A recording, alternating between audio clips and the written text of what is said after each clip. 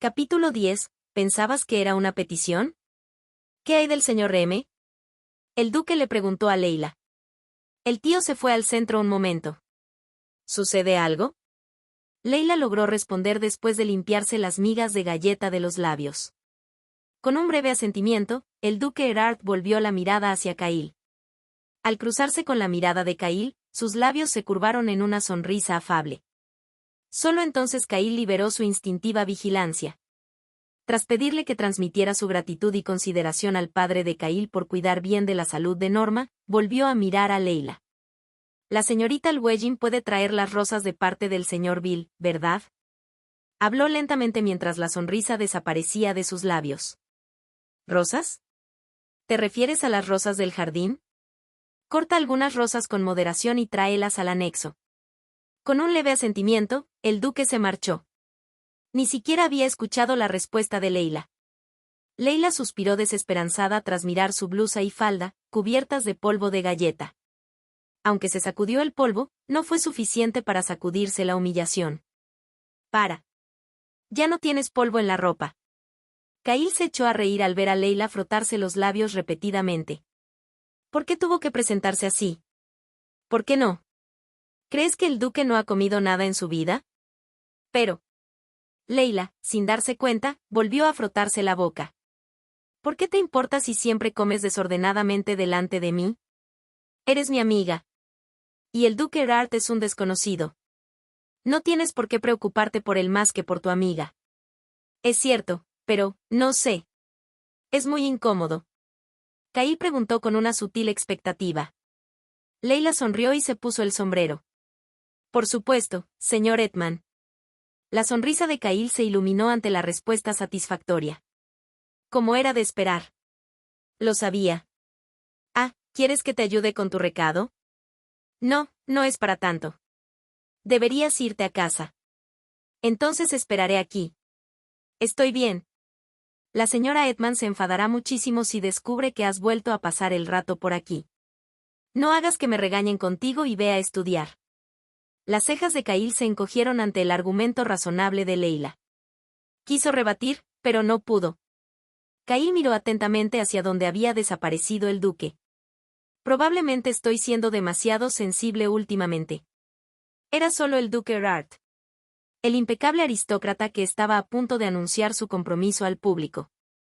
Pero entonces... Leila. Cahill intentó detenerla. La idea de que el duque Erard y Leila estuvieran juntos aún lo ponía un poco nervioso. Mientras tanto, Leila estaba a punto de salir del porche mientras se despedía con unas tijeras y una cesta en las manos.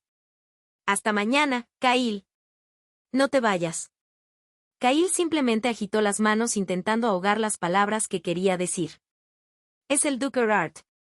¿Qué podría salir mal? Mientras Cahill repetía esas palabras como un hechizo, Leila se había movido hacia el otro lado del camino. Otra vez. La voz de Matías rozó la espalda de Leila.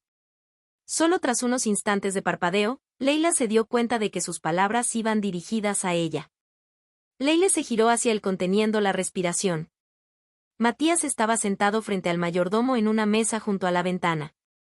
Examinaba los documentos apilados sobre la mesa. Con colores discretos. Matías dijo lentamente, con la mirada fija solo en los documentos que sostenía. Otra vez. Al poco tiempo, una sonrisa ridículamente amable se dibujó en el rostro de Matías al mirar a Leila. Leila apretó los puños con fuerza para contener la irritación contenida. Así que las rosas eran el problema. Las rosas que él le había dicho que cortara con moderación. Mientras Leila miraba las rosas con furia, la mirada de Matías se volvió impasible. El mayordomo Essen continuó con su informe, y Matías, que escuchaba, respondió con breves instrucciones. La presencia de la insaciable recadero se borró por completo de la habitación. Para el tío Bill. Repitiendo los conjuros, Leila salió silenciosamente del anexo junto al río y regresó al jardín. Ese tipo, que intimida a una persona a las 2 de la tarde en pleno verano, se supone que es un caballero. Expresó enfáticamente su insatisfacción por su inaceptable reputación. Aunque no le interesaban los asuntos de la mansión, Leila sabía que el anexo independiente, junto con el río, pertenecía al duque Erard. Rara vez recibía invitados allí y el número de sirvientes que entraban y salían era limitado. Al principio, Leila pensó que la razón por la que quería la flor en el anexo era Claudine. Claudine estaba a punto de comprometerse con él, así que cabía la posibilidad de que ella también hubiera empezado a usar el anexo. Así que Leila, que conocía la preferencia de Claudine por las flores brillantes, cortó las rosas de colores más llamativos y se las regaló al duque. Solo para ser rechazada, por supuesto. Cuando Leila salió del bosque, el jardín sin sombras apareció a la vista. Leila caminó con valentía y volvió a cortar las rosas con gran cuidado. En respuesta ante las estresantes exigencias del duque, esta vez eligió rosas de colores sutiles. La mayoría eran del tipo de rosas que le gustaban a Leila. Con una cesta llena de flores en la mano, Leila se dirigió de nuevo al anexo bajo el sofocante sol de la tarde de verano. ¿Por qué no me dijiste el color que querías desde el principio? Leila desahogó su ira pateando las piedras del suelo en lugar de decir las palabras que tenía en mente para el duque. Te odio. Las palabras que Leila nunca pudo decirle directamente quedaron atrás junto con las piedras que pateó a propósito. Cuando estaba a punto de marearse por el calor sofocante, Leila llegó frente a la casa unifamiliar. El hermoso anexo, situado junto al muelle, estaba construido como si flotara a medias sobre el río. En la primera planta, había un hangar para barcos y una cocina llena de refrigerios sencillos, y en la segunda, una sala de recepción, un dormitorio y un comedor destinados al duque para descansar y comer. Leila subió las escaleras exteriores que conducían directamente a la segunda planta con la cesta de rosas en las manos. El mayordomo y una criada de mediana edad estaban a punto de abandonar el anexo. Tras despedirse de ellos, Leila se dirigió a la sala de recepción. Matías seguía sentado en su silla, con los ojos cerrados y la cabeza inclinada hacia atrás. ¿Debería esperar? Mientras Leila reflexionaba, abrió los ojos afortunadamente. Su cabello, ligeramente enredado, le cubría la frente. Le he traído rosas nuevas, Su Excelencia. Leila levantó ligeramente la cesta llena de flores. El duque simplemente se quedó mirando la taza de whisky que tenía delante y no se molestó en abrir la boca. Se había quitado la chaqueta de montar y se había aflojado algunos botones de la camisa. Debido a su atuendo, parecía mucho más indefenso y lánguido que antes. ¿Debería volver? La voz de Leila tembló al preguntar con cautela. Si hubiera tenido que volver al jardín, sentía que podría haberle dado al duque con las rosas. Si te digo que vayas, ¿vas?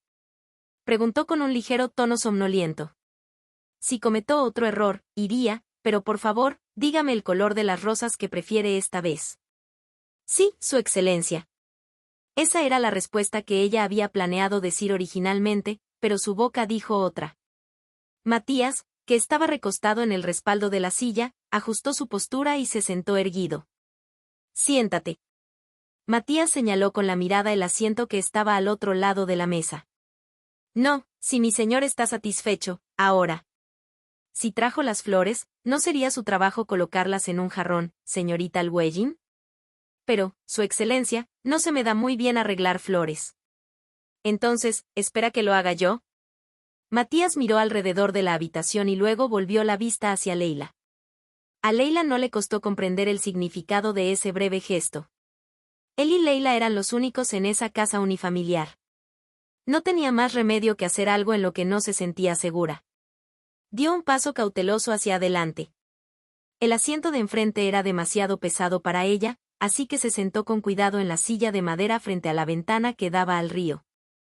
Mientras Leila comenzaba a podar las rosas, Matías se volvió hacia sus montones de documentos esparcidos por la mesa. El sonido de la tijera cortando el tallo de la flor fresca y el aleteo del papel impregnaron el silencio.